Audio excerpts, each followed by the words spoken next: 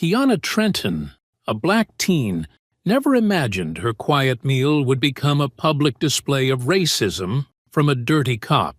But when he slapped her on the butt and tried to frame her for assault, their twisted power play unraveled fast. What they didn't expect?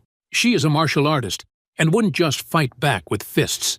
As lies collapsed and hidden footage surfaced, a storm of buried abuse and systemic racism tore through the city. How far will those in power go to protect a lie? And how far will truth push back? Drop a comment and tell us where you're watching from. Your voice matters. She doesn't look like she's from around here. The whisper came from an older white woman with sun-damaged skin and a styrofoam coffee cup clenched tightly in her hand. She didn't say it out loud, but she didn't need to. In Millstone, a whisper carried more judgment than a shout, and Kiana Trenton heard every word. The morning air was crisp, filtered through the exhaust of idling buses and the low murmur of commuters. Millstone's central bus terminal was nothing special. Cinder-block walls painted beige to hide the dirt, worn-down benches that creaked under weight, and a single vending machine that refused to take dollar bills. But in a town like Millstone, even the ordinary became loaded with expectation and surveillance. Kiana stood quietly, her backpack slung over one shoulder, her posture straight but not defiant. Her skin was deep mahogany, glowing against the soft gray hoodie she wore. Next to her, her father, Chase Trenton, towered, his frame solid from years in the Marine Corps, his presence still sharp enough to make a grown man reconsider a second glance. Yet even his authority didn't mute the undertone in the air. They'd only been in Millstone 3 days. A transfer from Atlanta, too many memories there, too much history to escape. Chase thought a smaller town might offer a quieter life, but quiet was never promised to people like them, especially not Kiana. People didn't talk to them. They talked around them. A man in a suit pretended to check the bus schedule while clearly studying Kiana's hair. A teenager nearby elbowed his friend and smirked. None of it was new. But that didn't make it easier. Then came the real tension. Officer Travis Langdon entered from the far side of the platform, walking with the kind of self-importance that came from decades of unchecked authority. His uniform was ironed stiff, badge polished, like he wore it for show more than service. He didn't speak when he saw Kiana, but his eyes did the talking. They dragged down her body, slow, deliberate, clinical, like he was cataloging something dangerous or simply out of place. His gaze landed on the side of her neck, where a small Black Lives Matter pin clung to her hoodie string. His jaw tightened. Kiana met his stare head-on. Not with anger, not with fear, just the kind of quiet that black girls learn too early. Don't blink, don't flinch, don't give them anything. Langdon looked again. Then his eyes shifted slightly, to Chase. He paused. There was a subtle recalibration in his stance, a small tick, hardly noticeable, like realizing the prey might not be alone. Chase didn't move, but his presence spoke volumes. Try it, and see what happens. Langdon's lips twitched into something like a smirk before he turned and walked off, boots thudding in deliberate rhythm on the concrete. But even after he disappeared into the parking lot shadows, the tension he left behind clung to Kiana's spine like cold mist. "You see that?" Kiana asked quietly. Chase didn't look at her. He kept watching the distance where Langdon had gone. "Yeah," he said. "I saw it." She shifted on her feet. "They look at me like I don't belong here." "Because they're afraid you might," Chase replied. Kiana scoffed, half a laugh, half frustration. "I haven't even started school yet. I already feel like I've done something wrong just by existing." Chase turned to face her, his voice low and firm. "You haven't done anything wrong. You're just not invisible anymore. They see you. That's their problem." He placed a steady hand on her shoulder. "Listen to me, baby. These people, this place, it doesn't define you. You define you. You've been through harder places than this. You've stared down more than their stares. You'll make it. Just keep being you." Kiana nodded slowly, but inside the unease gnawed at her. She didn't fear them, but she didn't trust them either. And that was its own kind of weight. Across the terminal, a young officer who had been watching everything muttered something into his radio. Kiana caught the tail end of it, a code she didn't recognize, but the way he looked at her when he said it made her stomach turn. Chase checked his watch. "Bus will be here in 5. Kiana adjusted her backpack again and took one last look around the platform. She wasn't naive. She knew the silence wasn't empty. It was charged, waiting, watching. As the bus pulled in with a hiss and a rattle of brakes, she whispered to herself, just loud enough for no one else to hear, "This town is watching me." The clock on the diner's cracked linoleum wall ticked lazily toward noon, each second lingering in the air like stale cigarette smoke. Kiana sat alone in a faded booth, her fingertips tracing idle patterns across the worn tabletop, its veneer chipped away by decades of careless elbows and idle silverware. The canteen was nestled in the heart of Millstone's middle-class neighborhood, where everyone seemed familiar to each other, and the unwritten rules dictated who belonged, who mattered, and who decidedly did not. At the counter, an older black waitress moved swiftly, weaving between the stools with practiced agility, her face composed into an unreadable mask. Kiana had felt a flicker of solidarity pass between them, a quick glance, a subtle nod, the shared language of those forced to walk softly through worlds built not to accommodate their presence. The bell above the entrance chimed discordantly, announcing Officer Travis Langdon's arrival. He was flanked by 2 other officers, each of them swaggering in with a comfort born of authority, unquestioned. Langdon paused, taking in the room as though it was his personal territory to survey, a lion scanning his pride. When his gaze settled on Kiana, it sharpened, eyes narrowing with a twisted satisfaction. He sauntered toward the table directly beside hers, seating himself with a slow, deliberate movement that stretched the leather of his belt holster. His companions followed suit, chuckling amongst themselves, their laughter echoing sharply off the tile floor. They weren't just sitting down, they were settling in for a show. "Well now," Langdon drawled, his voice raised just enough to ensure the diner's other patrons would listen. "Seems we got ourselves some diversity at lunch today. Ain't that something?" A ripple of hushed amusement floated around the diner, cautious at first, then bolder.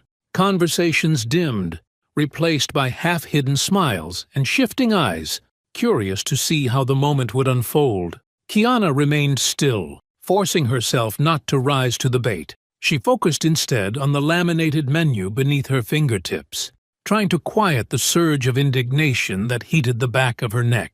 Langdon, unsatisfied with her silence, leaned forward slightly, his expression dripping with condescension. "Tell me, darlin', they handing out special vouchers now. Didn't know this was one of your usual spots." His colleagues erupted into laughter, exaggerated and harsh. The ripple became a wave as a few others, white, comfortable, and eager to signal their compliance with the silent social order, joined in the derisive chuckling. It wasn't particularly clever humor, but cruelty never needed wit, only an audience willing to indulge. Kiana tightened her jaw, her fingers gripping the menu so firmly the plastic edges dug into her palms. A voice in her mind screamed back at Langdon, demanding justice, respect, acknowledgement. But years of whispered lessons from her father steadied her breathing and tempered the impulse toward confrontation. To react in anger here, she knew, would grant Langdon exactly the spectacle he desired, proof, in his mind, that she was as out of place and problematic as he suggested. A shadow fell briefly across her table. The waitress had returned, eyes glancing between Kiana and the officers, cautiously. "Coffee, honey?" the woman asked softly, her voice barely audible above the snickering around them. "Yes, please," Kiana murmured, her voice surprisingly steady.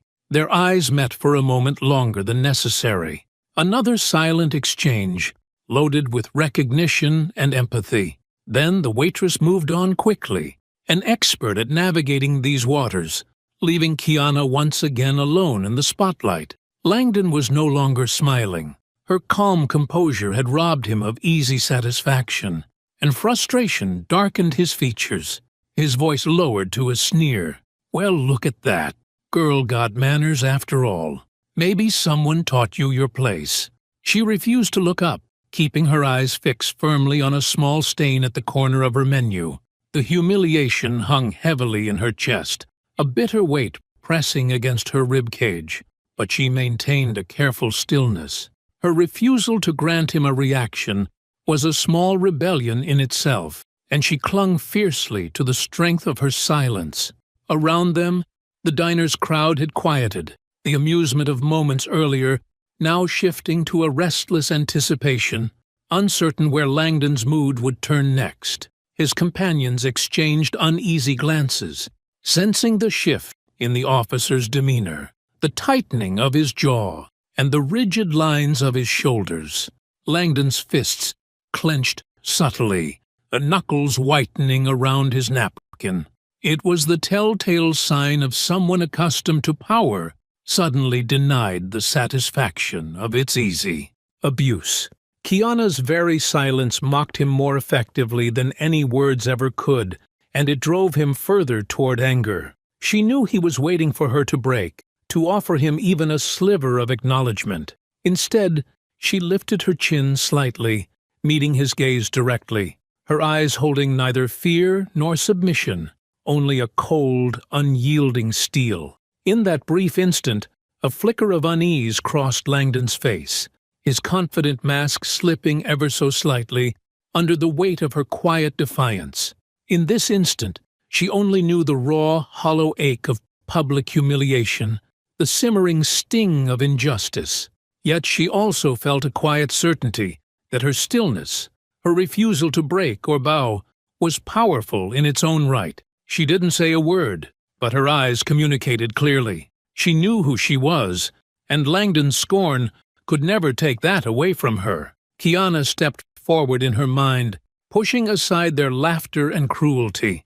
She refused to flinch or retreat. She would endure this moment, quietly confident that strength did not always need to roar. A shaky hand continued recording quietly from across the diner, a hand Kiana couldn't yet see, because in Millstone, not everyone was smiling, and not everyone was willing to look away. The diner's exit door swung shut behind Kiana with a muffled clang, releasing her into the stinging clarity of sunlight and silence. Kiana's heart pounded fiercely in her chest, each beat reverberating with a mingled rhythm of anger, shame, and an insistent call for justice. She sucked in a deep breath, filling her lungs with the air as though to cleanse the lingering toxicity left by Langdon's remarks.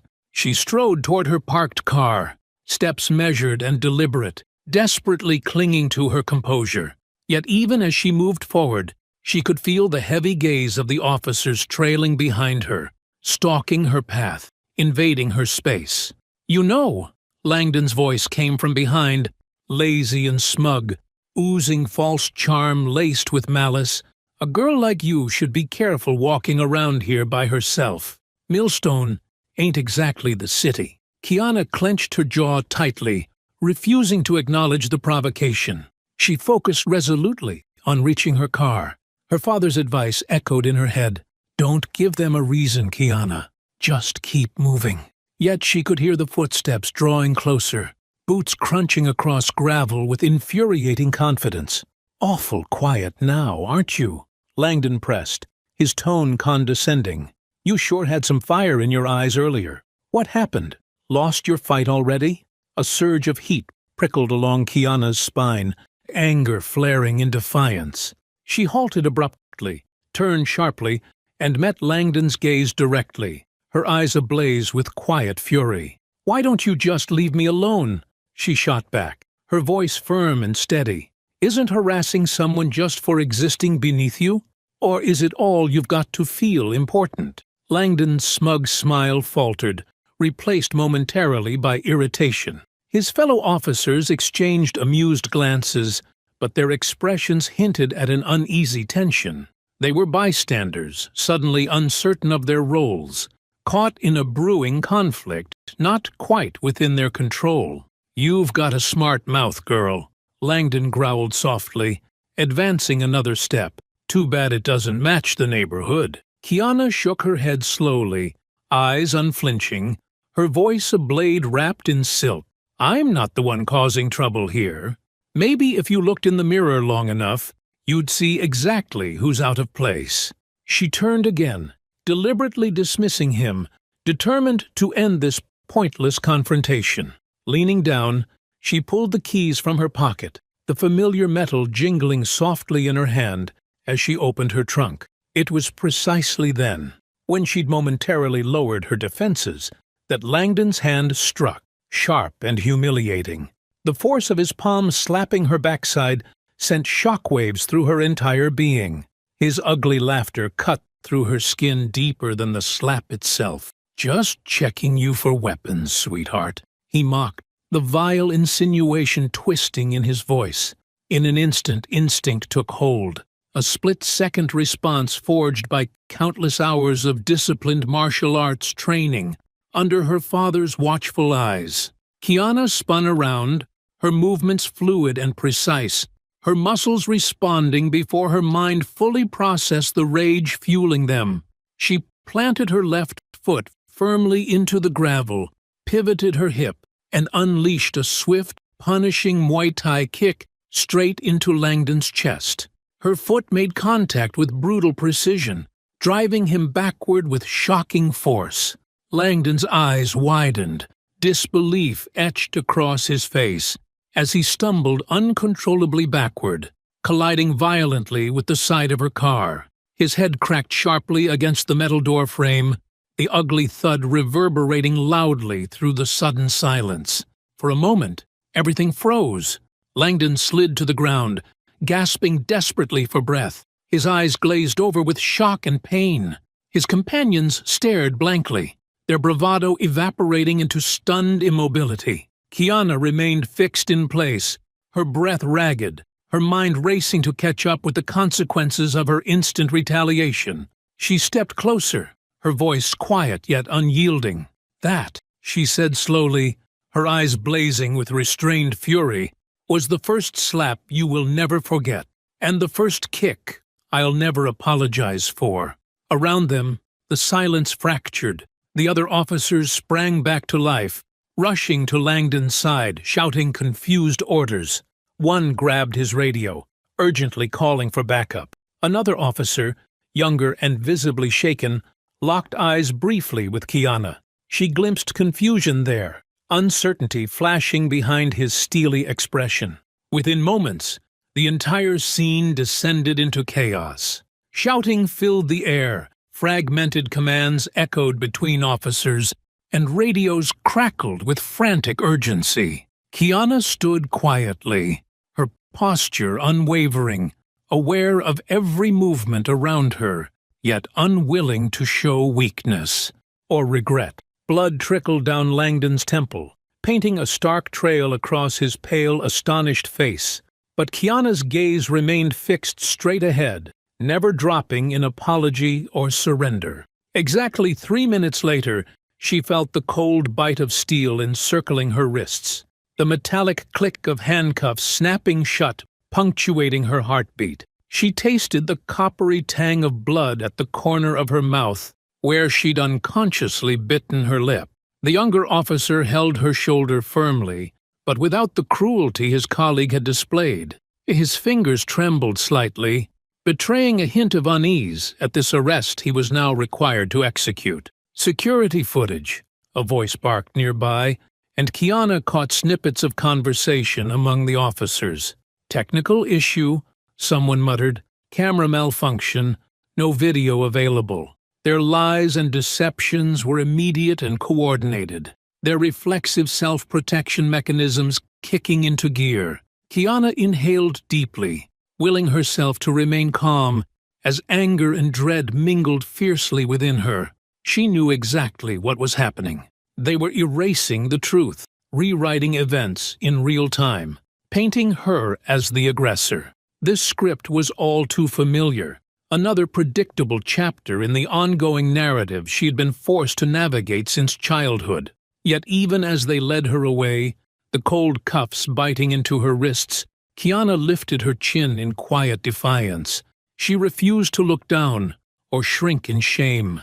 Her mind sharpened with clarity. This fight was far from over. 3 minutes after striking back against injustice, Kiana was in custody, silenced by the twisted machinery of authority. Blood stained her lip, humiliation stung her pride, and behind her, the security camera had conveniently lost signal. Now, hours later, the fluorescent lights in the Millstone Police Department interrogation room buzzed faintly above her head, casting a harsh, colorless glare.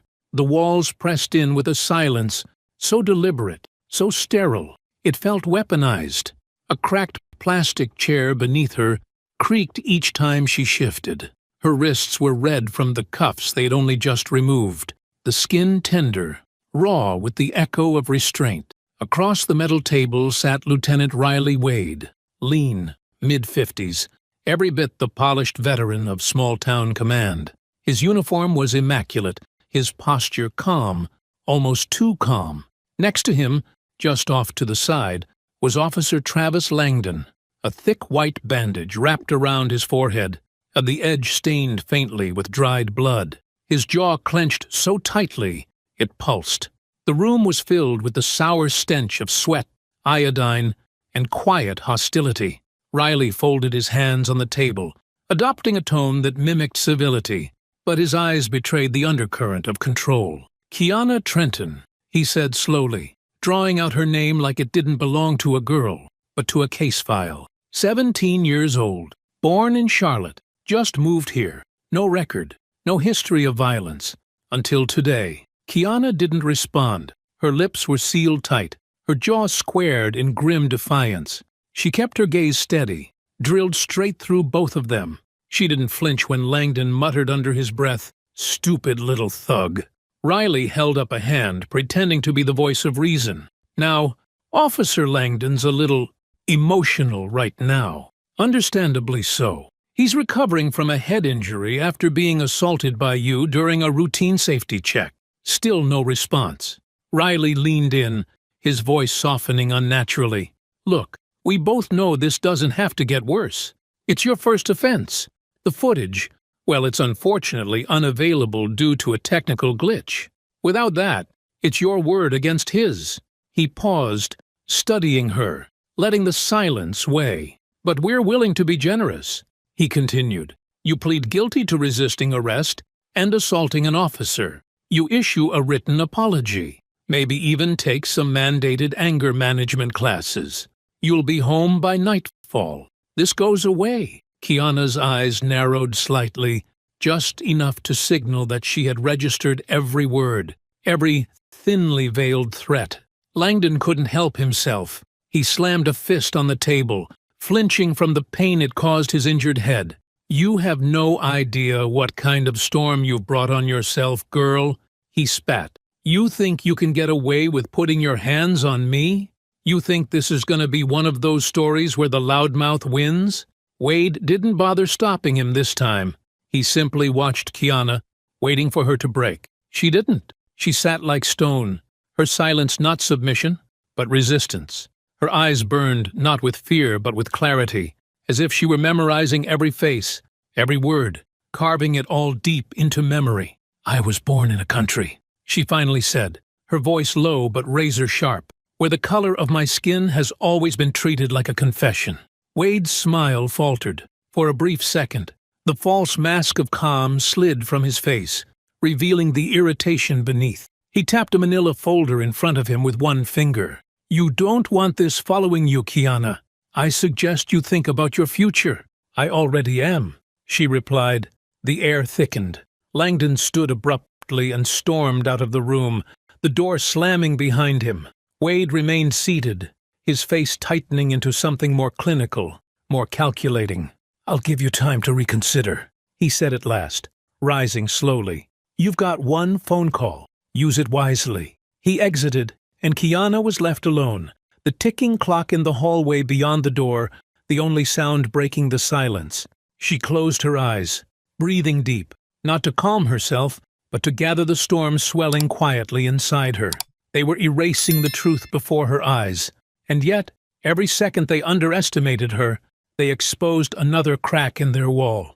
10 minutes later, Chase Trenton arrived. He stood in the lobby of the police station, all 6 feet 2 of him radiating the calm fury only a father trained by war could hold. He didn't shout. He didn't curse. He simply handed over the paperwork for bail, signed the release, and waited. When Kiana emerged from the back hallway, disheveled, bruised, but unbroken, he didn't ask what happened. He looked her in the eye and saw everything. They walked out without a word, but not without notice.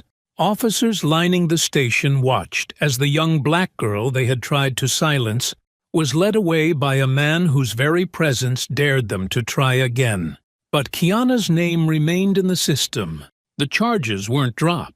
The report, twisted and manipulated, still sat in Wade's file. And the narrative they were writing about her had already begun to circulate through whispered calls and internal briefings. Kiana was free for now, but the system had planted its teeth, and it wasn't letting go. The ride home from the station was quiet, not the kind of silence that avoids truth, but the kind that prepares for war. Chase Trenton's hands gripped the steering wheel like he was back in combat, reading wind shifts and enemy patterns, not speed limits. His eyes didn't flicker. They were locked on the road ahead, though Kiana could feel his mind racing through every second of what had just happened. Inside their modest home, Lisa Trenton was waiting, her posture rigid, arms crossed over her apron, like she was holding herself together. One look at Kiana's face, and she knew. This wasn't some misunderstanding. This wasn't an overreaction. This was targeting, pure and deliberate. "I'm okay," Kiana said softly, but Lisa's arms had already wrapped around her, holding her tighter than words could ever reach. Chase didn't sit. He walked directly to the garage, where the family SUV was parked. Kiana followed, unsure of what he was doing. He opened the passenger door and reached beneath the seat, pulling out a dusty, dented GoPro, an old habit from his military days. Document everything, especially when systems can't be trusted. He plugged the device into his laptop.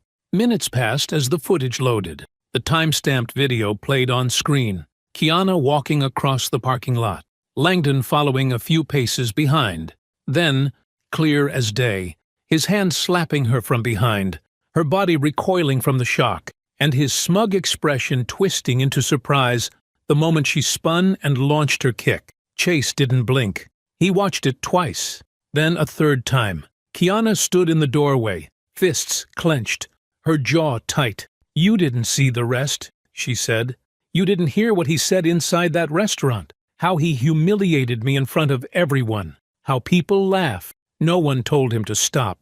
Chase looked up. "I've been training for years, Dad," she said, "learning control, discipline, respect. But he touched me like I was property, like he could get away with it because of the badge on his chest and the color of his skin." Lisa had entered by then, standing beside Kiana, tears threatening but never falling. She wasn't weak. She was furious. "They called me special, like it was some kind of insult. Black girl in a white place. One guy asked if I had a food voucher. Another said I should sit closer to the kitchen. And Langdon? He kept staring, saying he was protecting the neighborhood from intruders." Then that slap. The words hit the walls like warning shots. "And the cameras?" Kiana added, her voice cracking for the first time. "Gone. Edited. Erased. Like my body doesn't belong to me. Like I'm invisible unless I fight." Chase stood slowly. His calm did not surrender. It was a strategy. He turned to Kiana. "You're not invisible. You're not crazy. And you sure as hell aren't alone." She met his gaze, something deep in her chest softening just slightly. "But nothing's going to happen to him. He's one of them." Chase nodded. "Exactly why this can't stay between us." He walked over to the dining table, pulled out a yellow legal pad, and started writing. Names, numbers, steps. Not a single word was wasted. "You're not wrong, Kiana, and you didn't lose control. What you did was survive. What we're going to do now is respond. Smart, loud, legal, strategic. Lisa placed a hand on his shoulder. They'll come after us. They already did, he said, looking back at the screen where Langdon's hand froze mid-slap. They just didn't realize whose daughter they touched. Kiana watched as her father pulled out an old contact list. Former Marines, journalists, lawyers, people who owed him favors, people who believed in truth more than comfort. "What are you doing?" she asked. Chase looked up, the corner of his mouth lifting, not in a smile but in defiance. "Building a case, and calling someone who makes dirty cops lose sleep at night." That night, Kiana sat at the kitchen table as her father dialed a number, written in fading ink: Camille Brooks, civil rights attorney, a name he hadn't used in years. A woman who had once taken on an entire police precinct and won. The phone rang twice. Camille Brooks speaking. Chase didn't hesitate. "It's Chase Trenton. I have a video. I have a name. And I have a daughter they tried to erase." There was a pause on the line. Then Camille's voice, sharp and focused. "Send me everything. And Chase, tell your daughter to hold her ground." He hung up and turned to Kiana. "You did nothing wrong. But they need to know. They messed with the wrong one. She didn't just survive. She was about to fight back. With the law, with the truth, and with every piece of proof they thought they'd buried." Chase drove Kiana downtown the following morning to meet Camille Brooks, a name synonymous with resilience and reckoning. Her reputation was one of ferocity and unwavering principle, a survivor who had clawed back from the brink after being set up herself by corrupt law enforcement. When Kiana stepped into Camille's office, she felt an immediate shift. Here was a woman who'd mastered turning trauma into fuel, injustice into a call to action. Camille Brooks didn't waste time with small talk. She shook Chase's hand firmly, then turned her penetrating gaze toward Kiana. Her eyes were sharp, focused, calculating every aspect of the young woman before her. After a tense silence, Camille spoke with the cool authority of someone accustomed to dismantling oppressive systems brick by brick. "First things first, Kiana. Let's be absolutely clear. This is not just about a single officer crossing the line," Camille said, her voice low but commanding attention. "This is about the system behind him. It's about the blue wall, the brotherhood that shields brutality, erases evidence, and criminalizes victims. And that's what we're really going after." Chase shifted slightly, understanding exactly what Camille implied. This fight wasn't going to be a simple court appearance. It was declaring war against institutionalized prejudice. Kiana met Camille's eyes without blinking, determination setting her jaw, her shoulders pulled back in quiet strength. "I don't want this to happen to anyone else," Kiana stated firmly. "I refuse to be silenced." Camille nodded, her expression a blend of pride and resolve. She leaned forward, hands clasped firmly atop her desk. "Good. Because when we go after them, they will fight dirty. They'll try to break you. They'll dig into your life, your grades, your social media. They'll paint you as aggressive, dangerous, or manipulative. They'll twist your actions into threats, your words into evidence. I need you to be ready for that." "I am ready," Kiana responded without hesitation. Chase placed a reassuring hand on her shoulder, silent confirmation of their unity in this battle. Camille reached into her drawer and retrieved a thick folder labeled Millstone PD. The weight of it made a dull, accusing thud when she dropped it onto her desk. She opened it slowly, methodically flipping through past cases, names and faces, echoes of injustice from before Kiana ever arrived in Millstone. "Chase shared your footage. It's powerful, but it's not enough. We need official surveillance video from the area. I've already filed an emergency motion to preserve any existing footage, body cam data, and radio transmissions from that night," Camille explained crisply. "But just this morning, I received the city's response." She slid an official-looking letter across the desk. Kiana picked it up, skimming its contents as frustration tightened her chest. "Technical malfunction," Kiana read aloud bitterly. recognizing the same old excuse that had cloaked so many stories before hers. Footage unavailable due to unforeseen system failure. Of course. Chase exhaled sharply, his fingers tightening into a fist. They really expect us to swallow this? Camille's expression darkened with a blend of anger and disdain. They've swallowed it so many times before they can't imagine we'll choke. It's their tried and true playbook. Erase the evidence, smear the victim, dismiss the complaint. She rose abruptly, pacing deliberately in front of the window, the city behind her, oblivious to the fight brewing in this small office. Camille stopped, turning sharply towards Kiana. Her voice was hard steel, polished to a lethal edge. "We won't settle for their excuses," Camille asserted, eyes blazing with intensity. "We'll use every resource at our disposal. Independent witnesses, expert testimonies, social media pressure, the court of public opinion. They're counting on us losing heart, but they underestimate the power of people who've had enough." Her words resonated deep within Kiana, igniting an unshakable resolve that left no room for fear. Camille's fire mirrored her own, and Kiana knew instinctively this woman was more than her attorney. She was her advocate, her shield, and her sword. Camille moved closer to Kiana, lowering her voice. "I won't lie. The system has sharp teeth.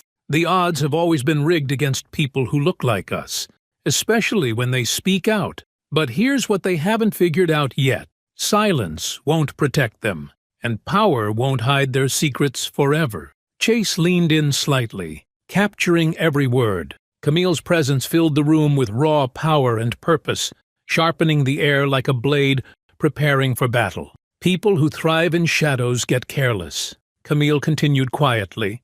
"They leave footprints, internal memos, careless, comments, private chats, witnesses they never saw coming. They think suppressing a surveillance camera will make this vanish. But the truth can never stay buried. If they won't allow the truth to live openly, it will rise anyway, and it will bury them instead." Kiana felt her heartbeat quicken, determination pushing aside any remnants of doubt. She had stood alone once, a young woman assaulted and unjustly accused. But now she stood beside warriors who knew this fight well. The weight on her shoulders shifted, not disappearing, but transforming into a shared purpose, a collective resistance against a machine that thrived on silence and complicity. "So what's next?" Kiana asked, her voice steady, ready for whatever Camille might propose. Camille smiled faintly, a spark of hope lighting her features for the first time since they had entered the office. "Now, we build. We find allies. We uncover every piece of evidence they tried to bury, and we gather every witness willing to break their silence." Chase nodded slowly, understanding the fight ahead. "And where do we start looking?" Camille's eyes twinkled with the anticipation of a challenge. "We start with eyes and ears.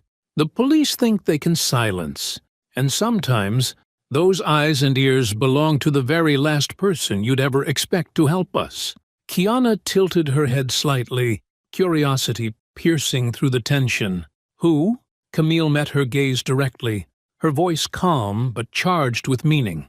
"Let's just say, sometimes even the uniform can hide someone tired of pretending that justice wears only one color." Kiana felt her pulse quicken with intrigue, sensing a turning point in their battle. Kiana and Camille began searching for witnesses outside the system, and they found one in the most unexpected place.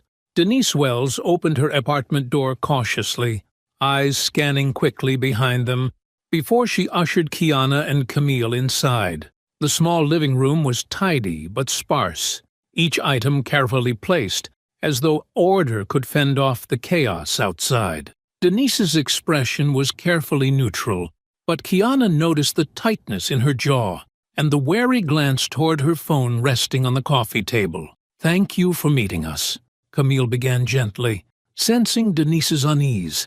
She sat down slowly, setting her briefcase deliberately beside her chair, conveying a calm professionalism that belied the intensity in her eyes.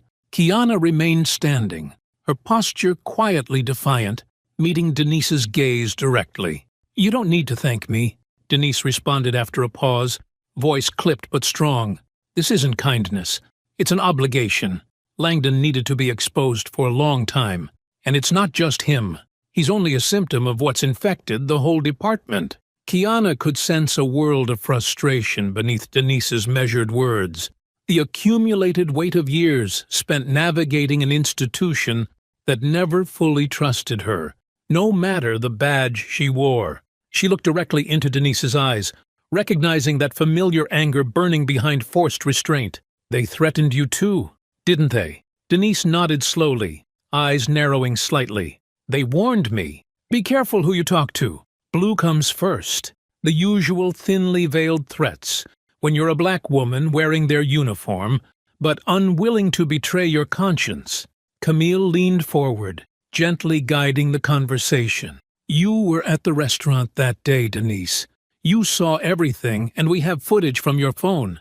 But testimony under oath, your testimony, will be what convinces a jury this wasn't just one rogue cop. It's systemic. Denise took a deep breath, considering carefully. She met Camille's eyes, then Kiana's. You understand what they'll do, right? They don't just go after careers.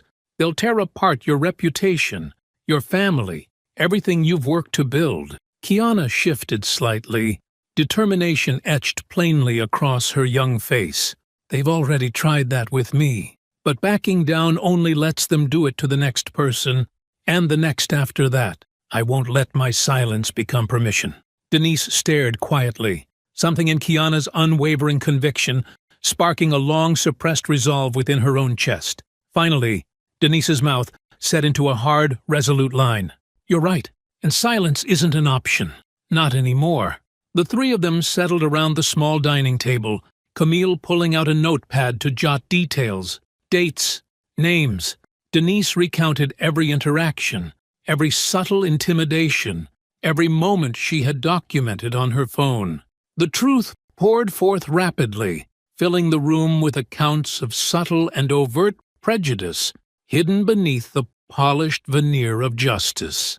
Denise explained how Langdon and others like him had routinely targeted minorities, covering their tracks by weaponizing department protocols and camaraderie among fellow officers. Did you report these incidents? Camille questioned, already guessing the answer. Denise exhaled bitterly. Every time. Complaints vanished or got buried. Internal affairs seemed more focused on protecting their own than enforcing any kind of accountability. Camille nodded sharply, jotting down Denise's statement carefully. If you're willing, we need your sworn affidavit and testimony. Public testimony. Denise's hands stilled, clenching involuntarily. The gravity of Camille's words resonated starkly. The moment she spoke publicly, the fragile illusion of departmental solidarity would shatter, and retaliation would follow swiftly. Public testimony means, I'm done there. They'll never let me wear that badge again. Denise finally admitted, voice barely above a whisper, vulnerability showing briefly behind her stern resolve. Kiana stepped closer, quiet empathy lacing her voice. You know what wearing that badge with silence costs. You know how many others they've victimized. Your testimony isn't just for me. It's for every single person they'll hurt if we don't stop them now. Denise raised her chin, visibly steeling herself. She straightened her shoulders, military discipline returning, a fierce light returning to her eyes. All right then. If this is the fight they want, then it's time they faced someone who knows exactly how dirty they fight. The air thickened with defiance, a shared, unspoken commitment solidifying between the three women. The next morning, Denise appeared at the courthouse, uniform immaculate, demeanor calm and unyielding. Her testimony before the court was precise and devastating. Each sentence was a weapon, dismantling the facade Millstone PD had carefully constructed to hide its corruption. Camille watched silently, a faint, satisfied smile appearing as Denise's words rippled through the packed courtroom. Yet within hours of stepping off the witness stand, Denise's phone buzzed sharply. The official message was brief, but chilling. Officer Denise Wells, effective immediately. You are suspended from active duty pending an internal investigation for violating departmental regulations. Kiana's heart twisted sharply as Denise handed her phone over, expression tight, voice strained with a barely suppressed outrage. Camille's reaction was swift, steadying. They've made their mistake. Retaliation is exactly what we need to show the public how deep the rot runs. Kiana looked up, expression resolute. Then let's show them exactly what happens when the truth refuses to stay silent. Later that evening, Kiana sat quietly in her bedroom, camera phone steadied by resolve and courage she didn't know she possessed until this moment. Pressing the button, she began to live stream her story. Every detail of Langdon's assault, the department's retaliation against Denise, and the systematic attempts to silence victims and protect predators in uniform. She recounted Denise's bravery, the footage Denise had risked everything to capture, and the sacrifices made for speaking truth against power. Kiana's voice gained strength, ringing with authenticity, reaching thousands as her testimony unfolded. Kiana live-streamed her story. Denise's video went viral, and the incident exploded into a national reckoning. By sunrise, Kiana's face wasn't just on her phone screen, it was on millions. Twitter lit up like a dry brush meeting flame.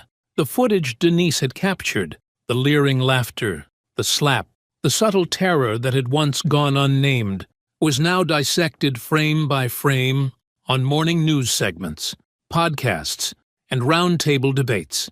Cable anchors sat stiffly behind polished desks, reading from prompters that stammered on the word buttocks, with the discomfort of a nation unsure how to handle its own hypocrisy. A young black martial artist assaulted in broad daylight by those sworn to protect her, one voice intoned, another, more biting. Had she not defended herself, would anyone believe her? Would there even be a video? Camille's phone rang nonstop. Every news outlet wanted a comment. CNN, MSNBC, The Daily Show, even conservative talk shows hoping to corner her into contradiction. But Camille was too sharp. She gave them facts wrapped in fire. This is not about one slap. This is about the slap America keeps giving to every black woman who dares stand tall. Kiana, however, wasn't as shielded. With visibility came venom. Within hours, her inbox turned into a battlefield, support pouring in from strangers across the country who called her brave, unshakable, a symbol of resilience. But just as fast, the threats crept in, cold and calculated. We know where you live. Hope your daddy taught you how to dodge bullets, too. Slap her again, but harder. Some messages were drenched in cruelty, others in mockery. They used her face, spliced and edited, placing it on memes, calling her the angry black girl who kicks. The same internet that lifted her voice tried to drown it in ridicule. But Kiana wasn't a girl who bowed easily. She sat by the window that night, scrolling past the death threats, past the trolls using her trauma as entertainment, past the storm of noise and noise and noise, and quietly typed a reply. I'm not angry. I'm awake. That slap didn't end the story. It started an uprising. She posted the message, her fingers trembling not with fear but with focus, and in minutes it spread again. Shared, retweeted, quoted in bold letters on graphics that colored timelines across America. Camille looked over Kiana's shoulder and smiled faintly. You just wrote the headline. They'll remember. Denise, seated nearby, nodded. This isn't just a case anymore. This is a fault line. By noon, protesters were standing outside Millstone PD with homemade signs reading, Kiana was right to fight and slap back at injustice. Civil rights activists arrived from nearby cities. Even former victims of police misconduct began posting their own stories, spurred by Kiana's courage.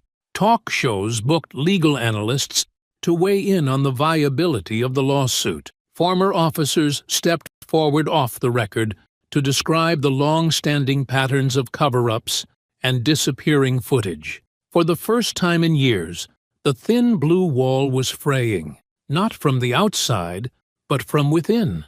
Then, unannounced and unsmiling, the U.S. Department of Justice issued a short, clipped press release. The department is initiating a federal civil rights investigation into the Millstone Police Department following public allegations of abuse, obstruction of justice, and internal retaliation. We are coordinating with both state and local entities. It was a start, but Kiana felt no joy, because beneath all the headlines and hashtags, she knew one truth no viral tweet could erase. Justice in America didn't arrive on time. It had to be dragged, bloodied and reluctant, by those it had betrayed. She stared at her reflection in the dark window, her own image layered over news footage playing silently behind her. "I'm not the first," she whispered to herself, "but I'll be damned if I let them make me the last." The real fight hadn't even started. Behind the closed doors of the Millstone Police Department, where fluorescent lights buzzed over thick silence, the mood was less defensive and more vindictive. Lieutenant Riley Wade stood stiffly at the end of a narrow conference table, arms crossed over his chest, staring down a wrinkled copy of the New York Times, with Kiana's face printed dead center. The headline, "She Kicked Back." Langdon sat nearby, his head bandaged, but ego more bruised than bone. "This is out of control," he snarled, spitting venom between clenched teeth. "She attacked an officer. Where's the respect?" Wade didn't flinch. "Respect?" His voice was low, flat. "You slapped a teenage girl's ass in broad daylight on camera. We're not talking about respect anymore, Travis.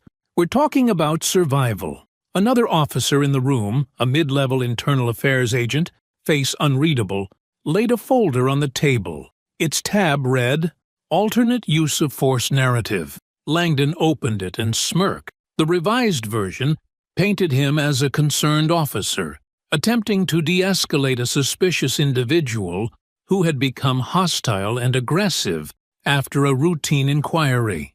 The physical contact was redefined as a pat-down for potential weapons. The footage, of course, was unavailable. "Run this through chain of command," Wade ordered. "I want it signed off before the end of day. The DOJ won't get far if we stay in formation." He paused, then added sharply, "And get rid of that damn body cam request.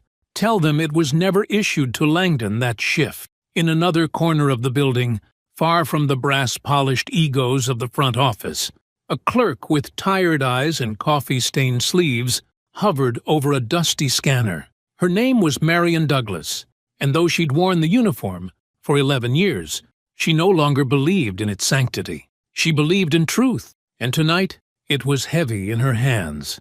The file she'd just scanned contained the original incident report, dated and signed before it was flagged for revision.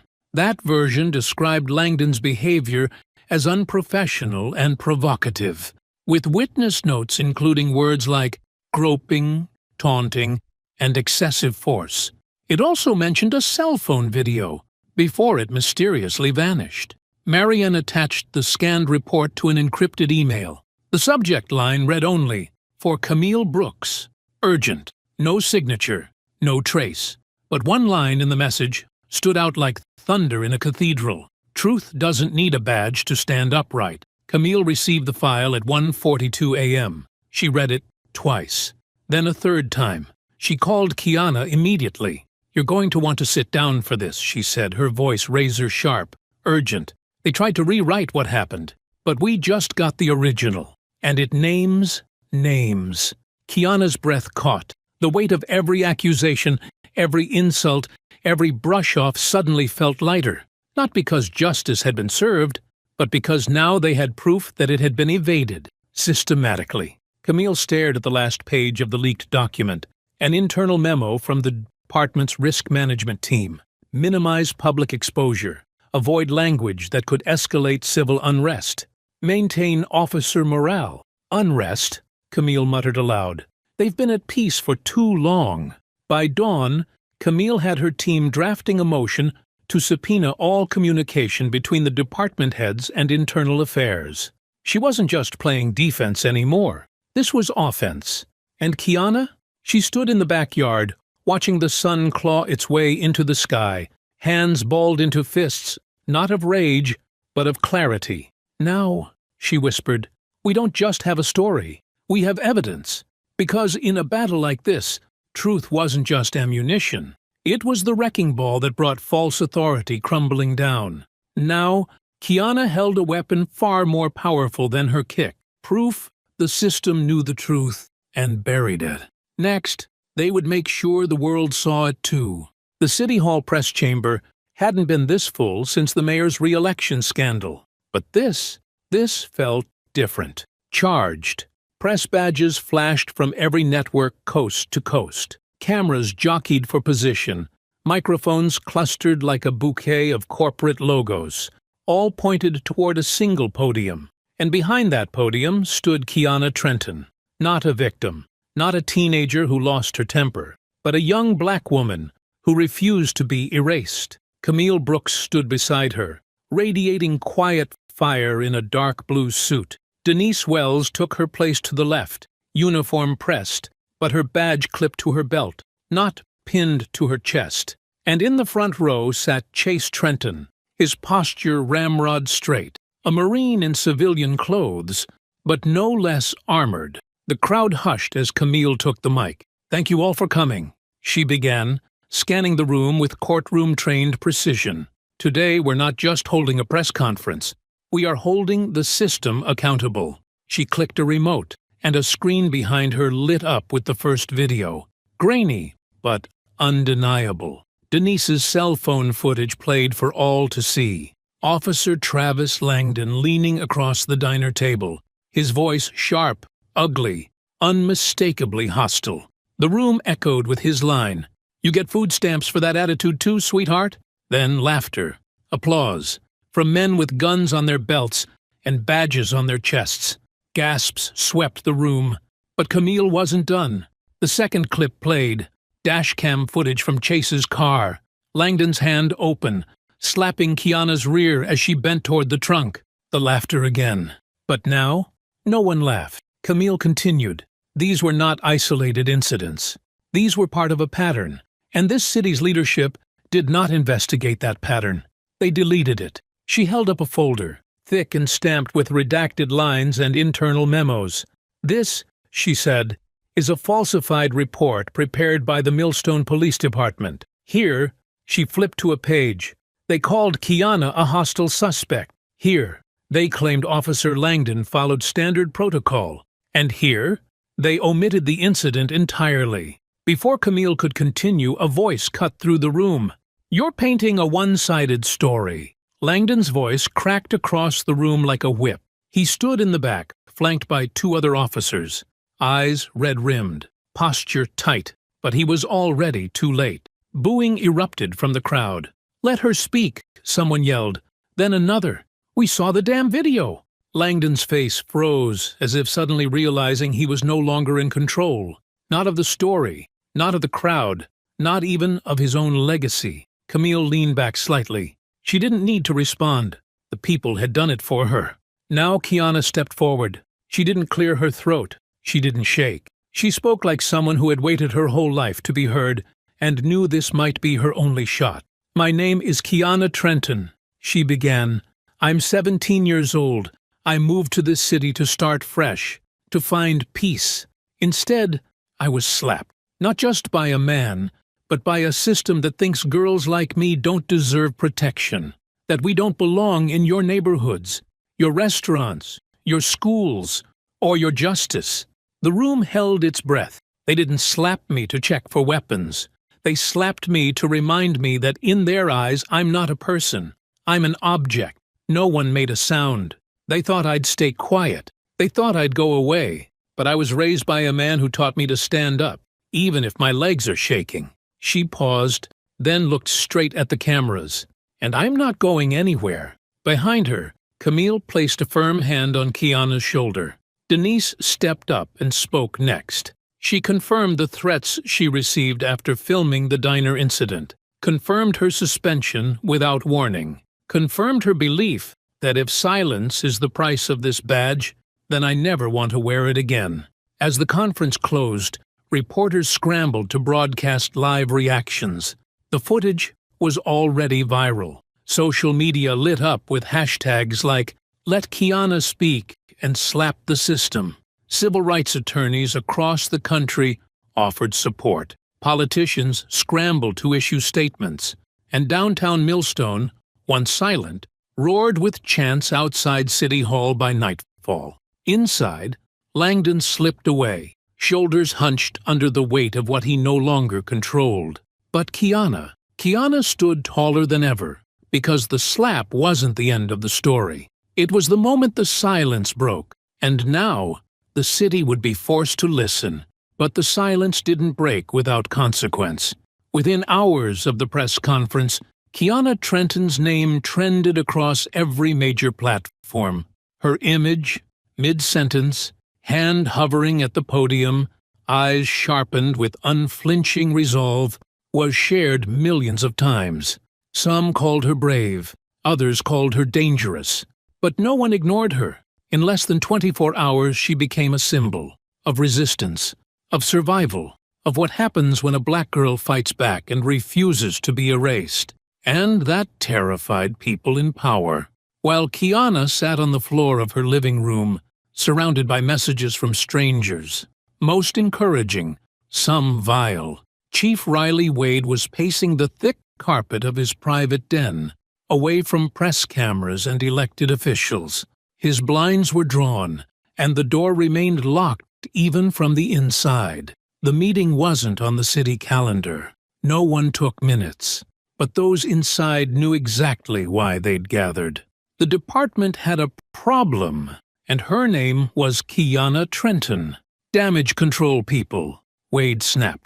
"We let this go another 48 hours, and the DOJ's not just knocking. They'll kick the damn door in." Langdon, seated in the corner with fresh bandages and a fresh grudge, muttered, "She humiliated us on live television. That girl's got half the country thinking she's some civil rights saint." Wade looked at him, expression ice cold. "She gave the country a story. Now we give them a counter-story." And just like that, the storm began to form, not in press rooms or legal offices, but in back channels and burner accounts.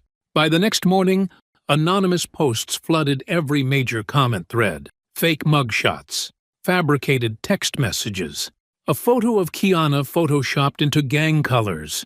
Dozens of community voices accused her of previous aggression, most of them citing unverifiable stories from towns she'd never lived in. Reddit threads ballooned with conspiracy theories. Kiana was planted by activists.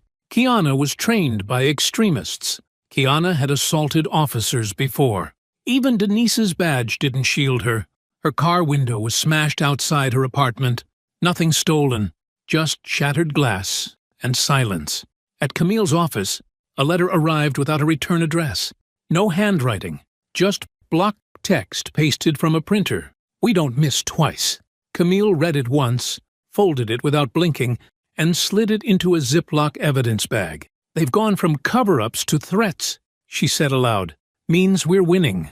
Still, something gnawed at her gut. It wasn't the lie. It was how organized it all felt. Too clean, too synchronized, too deliberate. And then came the break they didn't expect. A freelance tech journalist named Trevor Linwood dropped a thread on X that exploded within the hour. Thread: "I tracked a wave of coordinated smear posts against Kiana Trenton and traced their IPs. Guess where they lead back to? City-owned servers. Specifically, the Millstone Police Department." Screenshots followed. Evidence piled up. Metadata. Deleted posts. Timing overlaps. It wasn't speculation anymore.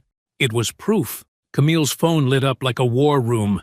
"We have them," she whispered. The next morning, Camille filed a formal complaint with the State Attorney General's office, requesting a full investigation into the Millstone Police Department, not just for misconduct, but for orchestrated digital harassment, retaliation against witnesses, and obstruction of justice. And then Kiana, calm, unwavering, walked into the county courthouse and signed her name at the bottom of a federal lawsuit. Plaintiff: Kiana Trenton. Defendant: Millstone Police Department. Inside the halls of power, denial curdled into panic, because the truth wasn't just loud now. It had lawyers, it had receipts, and it had a face the world wouldn't forget. When the system runs out of arguments, Camille told reporters outside the courthouse, it doesn't fall silent, it starts lying. And this time, those lies had nowhere left to hide. Camille filed the motion. Kiana signed the suit. And now, they were no longer fighting shadows. They were stepping into the light, armed not only with truth, but with undeniable proof. The courtroom buzzed with anticipation as the first day of the civil trial against the Millstone Police Department opened. It wasn't just a case anymore. It was a referendum, a line drawn in full daylight between what the system claimed to protect and what it actively destroyed. Kiana sat silently beside Camille, her hands folded in her lap, her posture straight but calm. She didn't wear rage on her sleeve. She wore resolve, the kind that didn't tremble under fluorescent lights or buckle under the weight of cameras. Across the aisle, Officer Travis Langdon leaned in to whisper something to his attorney. His face was clean-shaven, suit-tailored, demeanor carefully neutral, like a man instructed not to appear angry but incapable of hiding contempt. He didn't once look Kiana in the eyes. Not yet. The courtroom was standing room only. Journalists from across the country packed every bench, their badges glinting beside notepads. Activists sat shoulder to shoulder with residents of Millstone, some who had never spoken Kiana's name aloud, but now mouthed it like a quiet promise. The judge entered. The trial began. Langdon's defense came first. Predictable, scripted, tired. The contact between Officer Langdon and the plaintiff was an unfortunate result of standard tactical training procedures, the defense attorney said, his voice measured, smug. Given her proximity to the vehicle and potential concealment of weaponry, his actions, while regrettable, were in line with risk mitigation protocols. He said it was like Kiana's body was a threat before it was a person. He didn't mention the jokes, the slurs, the smirks, the silence from other officers when she was handcuffed, bleeding. And Langdon? He sat there stone-faced, rehearsed, even managing to add a soft-voiced apology. If the young lady misunderstood my intentions, I regret that. He called her young lady, not Kiana, not Miss Trenton, just a placeholder for plausible deniability. Then Camille rose. She didn't raise her voice. She didn't need to. Ladies and gentlemen, she said, turning slowly to face the jury, let's stop pretending this trial is about a single slap. This is not a question of touch. It's a question of power, the abuse of it, the hiding of it, the protection of it behind badges and silence. Denise Wells was the first witness. She walked up with steady steps. Not in uniform, she was still suspended, but her badge, metaphorically, had never shone brighter. She recounted everything. The insults Kiana endured in the diner, the laughter, the humiliation, her own guilt for staying seated that day, her growing fear when the phone calls started afterward. And then, finally, she said, I have something the department never asked about, because they hoped it didn't exist. Camille approached the bench. Your Honor, we request permission to admit a previously unreleased audio recording captured by Officer Denise Wells on the day of the incident. The judge nodded. Camille pressed play. The room fell into silence, and then it filled with the unmistakable voice of Langdon. Loud, arrogant, recorded just minutes before the assault. I didn't slap her for weapons. I slapped her ass to remind her she ain't special. Gotta teach some of them where they stand. The silence that followed was thunderous. No paper rustled, no pen scribbled, no breath dared move too loud. Camille stepped forward, letting the gravity linger. Then Kiana stood, unprompted, not coached, not theatrical. She turned toward Langdon. Her voice rang clear, measured, the way truth often sounds before it becomes law. I was not born for men like you to remind me who I am. Langdon looked up. Caught in the moment, he thought he could control. But there was no badge, no lie, no courtroom protocol that could protect him now. The courtroom wasn't just a chamber of law. It had become a mirror, and everyone saw him exactly as he was. A Predator in pressed blue. The judge called for order. The murmurs turned into movement. Reporters texted furiously. Twitter feeds lit up like fire lines. Camille leaned toward Kiana and whispered, "This isn't over." "But we just crossed the point of no return." Kiana nodded, eyes forward. "Because this wasn't just a trial anymore. It was a reckoning. The trial continues, but public opinion has already chosen a side." In the wake of Denise's testimony and Kiana's defiant stand, something began to shift beyond the courtroom. Not in whispers this time, but in waves.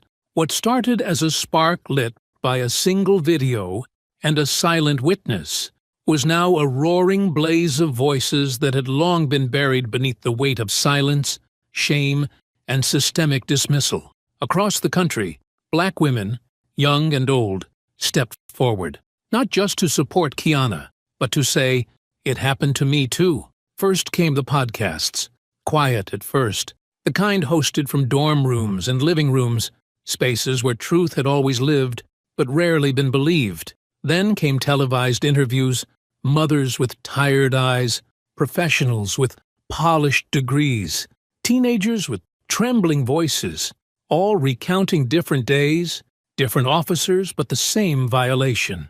He laughed when I said no. They called it a routine check, but he touched me like I didn't matter. I was 12. Each story was a fracture in the armor of a department that had long worn invincibility. Each voice, a chisel against the wall built to muffle them. The most searing account came from Lorraine Daniels, a soft-spoken teacher from just outside Millstone, who appeared on a national morning show holding a photograph of her daughter, Alana. "She was 14, Lorraine began, her voice steady but hollow. "We were leaving a youth conference when an officer stopped us, said she looked suspicious because she didn't smile when he passed. When I questioned him, he laughed, then slapped her backside and said, 'Maybe when she grows up, she'll be more obedient.'" The host went silent. The camera lingered. The nation watched. Lorraine didn't cry. She just looked directly into the lens and said, "We didn't report it, because we knew no one would believe a child of color over a man with a badge." Within hours, Alana's story was everywhere. By nightfall, an online petition demanding a full-scale investigation into the Millstone Police Department had surpassed 2 million signatures.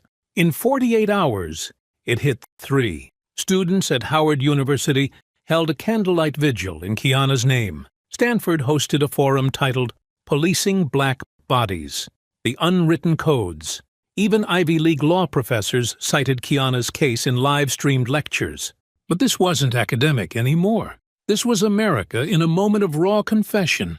Every tweet, every testimony, every whispered confession turned into a chorus, one that was no longer asking for permission to speak, but demanding justice, long denied. Camille Brooks, exhausted but emboldened, appeared on MSNBC alongside Kiana. When the host asked, "Did you expect this much of a response?" Camille didn't blink. "I expected more. Because Kiana isn't the first. She's just the first to hit back in public, with the world watching." Kiana, seated beside her, said nothing for a beat. Then she looked into the camera and spoke the line that would be etched into every newspaper headline the next day. Every slap they thought was a secret. Turns out, it was just a sentence waiting to be read aloud. And people listened. The walls of the Millstone PD, once fortified by silence and red tape, began to buckle. Anonymous tip lines flooded with calls. Former officers reached out to Camille's office, some with guilt, others with rage, but all with stories that sounded like broken records, stories of cover-ups, jokes that weren't jokes, paperwork that conveniently disappeared. But no moment hit harder than the one that came quietly, with no camera crew or trending tag, just a single fax received at Camille's desk. United States Department of Justice, Office of Civil Rights Investigation. Opening of formal pattern and practice. Inquiry into the Millstone Police Department. Effective immediately. There was no signature, just a date, a directive, a signal that the story had reached beyond hashtags, beyond headlines. It had reached Washington. And for the first time in a long time, Millstone PD wasn't the one knocking on doors. Next, the federal government steps in, but not everyone's ready to play by the new rules.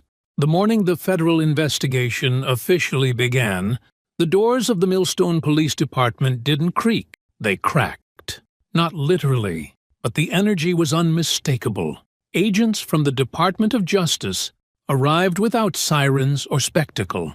No media circus, no dramatic arrests, just quiet footsteps, rolling briefcases, and the click of security badges at the threshold of a fortress that had hidden too much for too long.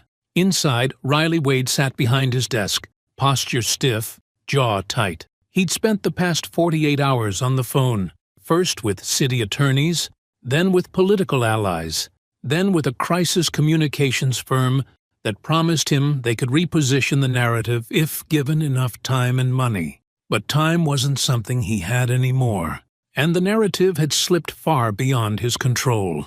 32 officers were placed on immediate administrative leave. The charges under preliminary review ranged from sexual harassment to destruction of evidence, conspiracy to retaliate against whistleblowers, and willful violation of federal rights under color of law. Camille Brooks had fought for those suspensions, and she had won. One by one, files were pulled, subpoenas issued, and computers seized. The department's internal communications were scrubbed for evidence of collusion, character assassination campaigns, and unauthorized surveillance of Kiana and Camille. A special unit from the FBI's Civil Rights Division, led by Agent Caleb Yoon, a Korean-American veteran of similar investigations in Baltimore and Ferguson, set up shop in the city. Their task wasn't just to audit documents. It was to pull out the rot that had been painted over so many times it looked like a structure, and beneath that paint was decay. One email thread showed officers joking about keeping women in line with the badge instead of the belt. Another revealed a plan to discredit Denise Wells by planting rumors about her mental stability, sourced from an HR file she'd never authorized for release. There were encrypted group chats where memes mocked Kiana's lawsuit and Camille's appearance.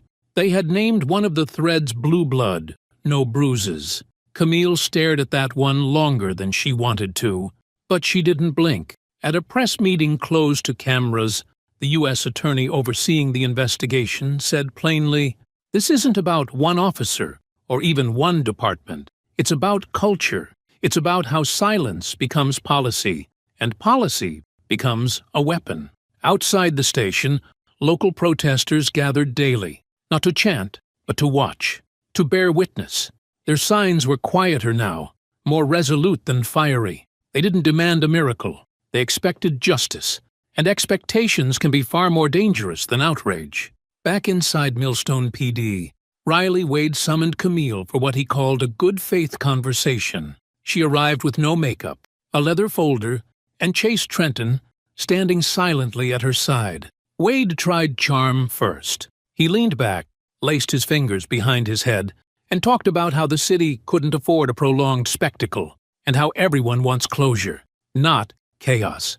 Camille didn't smile. Then he slid a file across the table. Inside, a drafted agreement. It offered a settlement to Kiana, a promise of internal reforms, and a carefully worded acknowledgement of procedural failings. In return, the lawsuit would be dropped. Kiana would make no further public statements. Denise would be reinstated quietly. Langdon would retire with a full pension, labeled medically unfit. It was the kind of deal that had neutered revolutions before they reached the courthouse steps. Camille closed the folder without reading a single page. "Let me be clear," she said, voice low but sharp. "We didn't come this far for a few pages of polite lies and a retirement package for a predator." Wade's mask dropped for a second. His lips curled in irritation. "Be reasonable, Camille. Every system needs time to heal." Camille leaned forward. "No," she said. "Every system needs truth to heal, and we're not here to negotiate with corruption. We're here to prosecute it." She stood, turned her back on the file, and walked out. Later that night at home, Kiana sat quietly on the edge of her bed as Camille recounted what happened. Kiana didn't speak. She just nodded once and stared at the wall, processing, absorbing, storing every detail like ammunition. By sunrise, more subpoenas were issued. A third internal affairs officer resigned. A sergeant attempted to retire early, but his paperwork was intercepted by federal agents. The city's insurance firm announced a freeze on liability coverage for the department, citing unresolved integrity concerns. Millstone wasn't collapsing. It was unraveling. In a week's time, the once invincible fortress had become a building. Under siege, from the inside out. "We're not here to bargain with the truth," Camille told the press the next day. "We're here to return it to the people it was stolen from." And the crowd didn't cheer. They nodded, because they knew this wasn't the climax. It was just the fracture before the fall. Kiana is invited to speak at Columbia University on resistance in the digital age. But not everyone wants her voice amplified. The courtroom was quieter than usual that morning, but the silence wasn't still. It was heavy, the kind that coils in the chest before thunder cracks. It had been 29 days since Kiana filed her lawsuit, 14 since Denise's testimony, 8 since the federal investigation triggered a wave of resignations, subpoenas, and suspension notices. But nothing, absolutely nothing, had landed like what was about to unfold. In courtroom 4, B. Langdon showed up late, not visibly nervous, not apologetic, dressed in a tailored gray suit that hugged his arrogance like armor. His lawyers flanked him, armed with thick binders and hollow confidence, still clinging to a defense that was cracking like old paint under floodlights. He avoided Kiana's gaze, but Kiana didn't need to look at him. She had already faced everything he was. Camille stood as the judge entered. So did everyone else. But it wasn't the judge who changed the room. It was the 2 federal agents walking in behind her, badges gleaming, posture unshakable, eyes locked on one man, Langdon. Before anyone could process the shift, the judge cleared her throat and said words that would echo through every press conference, podcast, and newspaper column for the next month. "Before we proceed, I've been informed of an arrest warrant served by the Department of Justice under charges of felony sexual assault, tampering with federal evidence, and obstruction of justice." Gasps, audible and raw. Someone dropped their coffee. A reporter stood instinctively, only to be hushed by a bailiff. Langdon turned to his attorneys, mouth open, hands twitching. But the agents moved fast. One read him his rights, the other cuffed him. They didn't flinch. They didn't stall.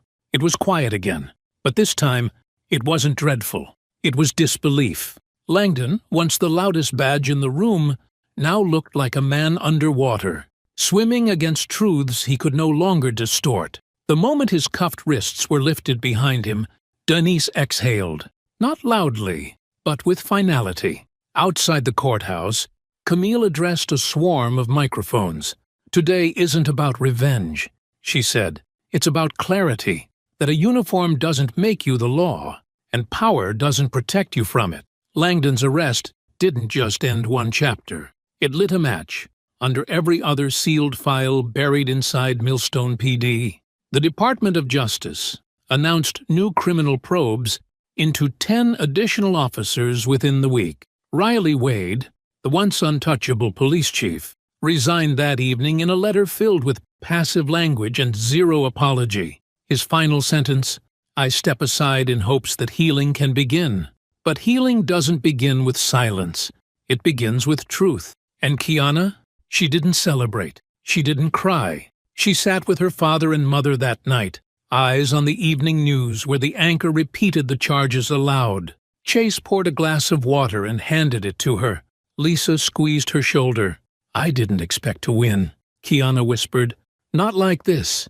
Her father looked at her, not with pity, but with something steadier. "This isn't a win," he said. "It's a warning to everyone who thought we wouldn't fight back." Later that night, the broadcast played again, Langdon being led out in cuffs, Denise watching with quiet courage. Camille issuing her final statement. He thought he was upholding the law, Camille had said, but he was writing his own confession, one act of abuse at a time. And somewhere, in a quiet office across town, the board of directors for a major human rights organization voted unanimously. Kiana Trenton had been nominated for the National Rising Citizen Award. A girl they tried to silence would soon be celebrated by the very people she was never supposed to reach. Kiana is nominated for a national award, but with public honor comes private danger. Kiana stepped onto the stage at Howard University with the same quiet fire she had carried since the night everything changed. Her heels barely echoed on the wood floor, but her presence pulled the entire hall into silence. A sea of faces, students, scholars, activists, faculty, waited. Some had followed every frame of her story. Others only knew the headlines. Black girl slaps back. Cop goes down. System trembles. But none of them knew what it had cost her just to stand here. The banner above her head read, "Resisting Smart. Justice in a Racialized America." Behind her sat Camille and Denise, two women who'd refused to blink even when the world begged them to bow. In the front row, Chase Trenton leaned forward, elbows on knees, hands clenched tightly together. He'd fought wars across the world. Nothing ever made him feel as exposed as watching his daughter speak her truth. Kiana approached the podium. No script, no teleprompter, only lived experience, and an unshakable sense that this moment wasn't about recognition, but transformation. She began softly, "I didn't set out to become a symbol. I was just a girl who wanted pancakes and peace." A ripple of laughter moved across the room, but it didn't last long. Her tone shifted. But when someone with a badge puts their hands on your body like they own it, and then dares to call you the threat, what you want becomes irrelevant. You don't get to just be a person anymore. You become someone they need to control or silence. Kiana paused, eyes locked with the crowd. She could feel their hearts sinking with hers. Then came the line that would be quoted for weeks. "I don't need anyone to bow for me. I need them to raise their heads and look straight at a justice that doesn't wear skin tones." Applause erupted. It didn't stop, not when she stepped back, not when she took her seat beside Camille, not even when the moderator returned to the microphone. The hall had heard speeches before. They had never felt one like this. When the panel resumed, Kiana sat quietly, hands folded in her lap. Camille whispered something brief into her ear, an affirmation, maybe a joke, but Kiana only nodded. Denise reached out and squeezed her hand.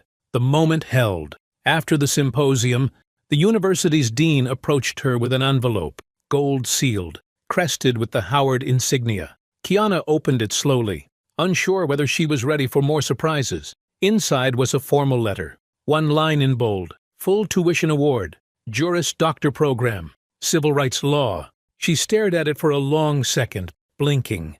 No words, just breathe. Camille's smile widened with every second. Denise clapped her on the shoulder, and Chase, who had kept his distance all day watching her from the edge of the crowd, finally stepped forward. He didn't say anything at first, just looked at her, took in the young woman who had walked into a storm without armor, and somehow emerged with both grace and fire. And then, quietly, almost under his breath, "I taught you how to throw a kick, but you taught this whole country how to stand up."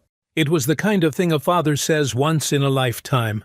And even though Kiana didn't cry, her hands trembled slightly as she folded the letter and slipped it into her pocket. Outside, the crowd lingered in pockets, students debating systems of oppression, professors exchanging contact info, activists organizing the next wave.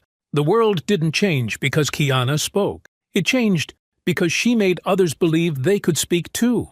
As she stepped out into the afternoon light, a campus staffer ran up to her, breathless, envelope in hand. "Miss Trenton." This came just now, marked urgently. Kiana took it and opened it with a sense of calm she hadn't known months ago. Inside was a formal invitation, signed by a coalition of international human rights organizations. "We are honored to invite Kiana Trenton to participate in the International Institute for Human Rights Leadership, Geneva, chapter. A new door, a new battlefield, but Kiana didn't flinch. She handed the envelope to Camille with a raised brow. Looks like the fight's going global. Camille smiled, but it wasn't just pride. It was awe. They have no idea who they just invited. Kiana looked out at the campus once more, then down at her own feet, still grounded, still strong. She wasn't just the girl who kicked back. She was the girl who fought with grace and rewrote the rules of resistance while standing tall in her own name. The moment Kiana stepped through the door of the Trenton home that evening, the tension melted into celebration. Her father, Chase, had barely sat down before he caught sight of the envelope in her hand. The seal of the International Human Rights Fellowship, still visible. His eyes widened. "You did it?" he asked, voice tight, with hope. Kiana didn't speak. She just held up the letter and let her grin do the talking. Camille followed behind her, exhausted but radiant. Denise trailed them, carrying a bottle of sparkling cider she had picked up on the way. A small rebellion in a week that had felt like a war. Chase rushed forward, wrapping his daughter in a hug so firm it nearly lifted her off the ground.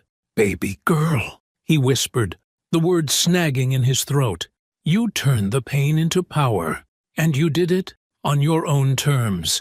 Her mother, Lisa, stood in the doorway of the kitchen, a dish towel still clutched in one hand. Tears lined her cheeks as she stared at her daughter, not just with love, but with the quiet awe of a woman who had once feared the world would chew her child up and spit her out. "You never let them take your dignity," Lorraine said softly. "That's worth more than any scholarship." The kitchen table was suddenly a banquet of spontaneous joy. Chase firing up the grill out back, Denise flipping the radio to an old-school station, Camille opening her laptop just long enough to declare, "We're printing this letter," and framing it. Kiana's younger cousins, who had grown up hearing the word lawyer whispered like magic, took turns touching the fellowship envelope like it was made of gold. For the first time in what felt like a lifetime, laughter filled the room without hesitation. No undertones of fear, no glances over shoulders, just pride. When the night began to wind down, Kiana slipped outside with Chase. They sat in silence on the back steps, the stars burning above them. "Remember when I told you how to throw a punch?" he asked. She nodded. "Well, you threw one hell of a punch, kid. Just did it with words." Kiana leaned her head on his shoulder. "I just want them to know we're not made to be targets," she said. "We're built to be truth-tellers." Chase placed a hand over hers, firm and steady. "And you? You told it loud enough the whole damn country had to listen." Inside, the house buzzed with warmth and music. But out here, under the open sky, Kiana found something deeper, peace. For the first time in a long time, she didn't feel like she was defending herself. She felt like she was finally being seen.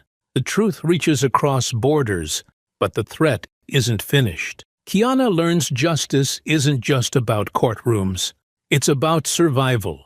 The screen flickers to life. A slow fade-in reveals Kiana standing alone under a bright spotlight, her silhouette crisp against the darkness. There's no stage, no music, just her, facing the camera, her voice soft but anchored with fire.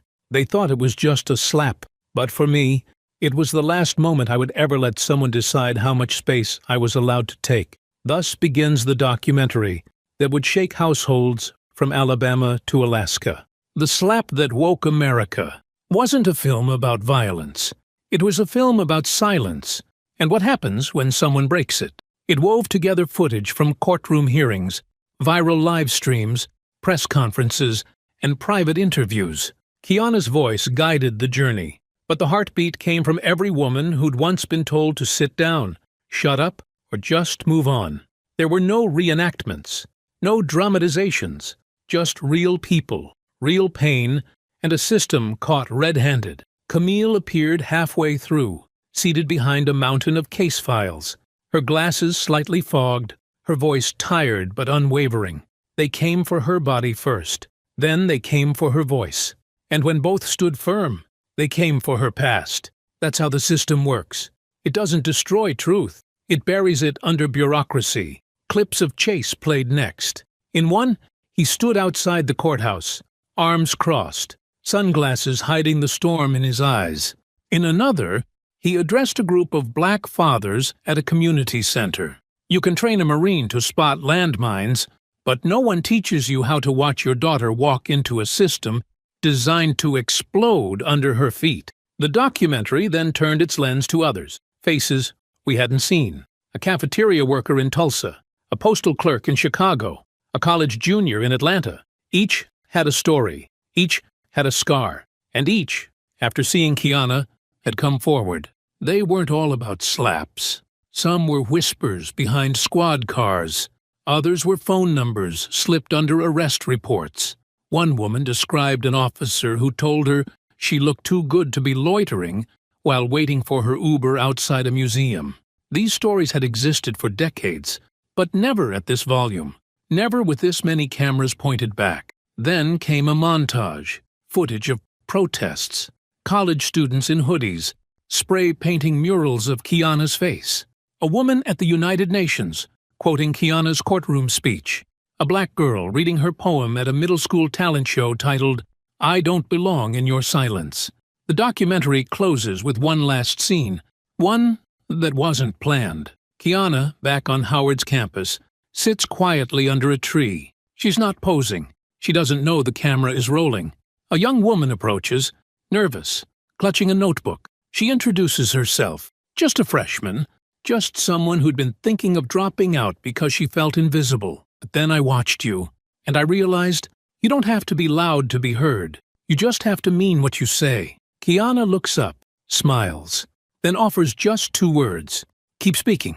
Fade to black. For a moment, it's just darkness. Then, in white letters. Simple, powerful. Justice doesn't go quiet. It only waits for someone to speak first. Theaters erupted with applause when the documentary premiered. It wasn't the kind of clapping that ends when the credits roll. It lingered, because every viewer, every father, daughter, student, or teacher left with one burning realization. This wasn't just Kiana's story. It was theirs, too. Back in Millstone, the local precinct changed its patrol policies. Cameras became mandatory. Body recordings had to be stored independently, and a civilian oversight board was created, headed poetically by Denise Wells. Riley Wade was never heard from again. Langdon pled guilty to 3 charges and entered a plea deal to avoid federal sentencing. He left the courtroom in handcuffs, his name now etched in shame instead of honor. And Kiana? She began her studies in international human rights law. The scholarship was only the beginning. Her story appeared in law school curricula, advocacy training, and ethics programs around the country. But more importantly, young black girls saw her and realized they didn't have to wait for justice. They could be it. A slap intended to humiliate had transformed into a rallying cry. And Kiana Trenton, once just a girl craving pancakes, had become a name whispered in courtrooms, carved into student essays, and pinned to protest banners. The last slap wasn't made with a hand. It was made with truth, and it would echo longer than anyone ever imagined. Sometimes, the smallest acts of disrespect awakened the fiercest voices. Kiana didn't just fight back. She stood tall, turned pain into purpose, and forced a nation to confront what it chooses to ignore. Her story isn't just about justice. It's about reclaiming identity, with grace and fire. Because in a world built to silence the marginalized, every voice raised is a revolution. What moment in Kiana's journey inspired you the most, and why? If this story moved you, don't forget to like, share, and subscribe for more powerful stories that expose truth, challenge systems, and uplift those who rise against injustice.